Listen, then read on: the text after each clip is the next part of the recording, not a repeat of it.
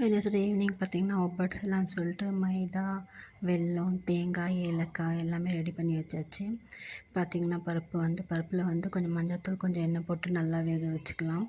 இந்த சைடு வந்து மாவு வந்து மைதாவில் வந்து கொஞ்சம் மஞ்சள்தூள், கொஞ்சம் உப்பு போட்டு எண்ணெய் போட்டு ஒரு 1 ஹவர் ஊறணும். ஸோ பருப்பு வந்து நல்லா வெந்திருக்கணும். இப்படி தொட்டு பார்த்தோன்னா அப்புறம் பார்த்தோன்னா மிக்சியில் போட்டு கொஞ்சம் வெதுப்பாக இருக்கும்போது போடணும்.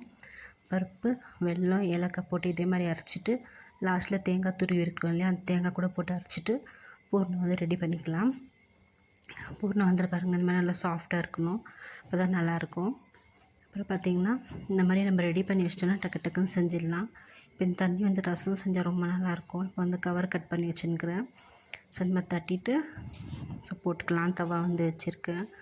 நீங்கள் வாழை இலையில் தட்டினா கூட நல்லாயிருக்கும். ஸோ இப்போ ரெடி ஆகிடுச்சு ஒப்பட்டு. ஸோ இந்த வீடியோ பிடிச்சிருந்தா லைக் பண்ணுங்கள், ஷேர் பண்ணுங்கள். Bye friends.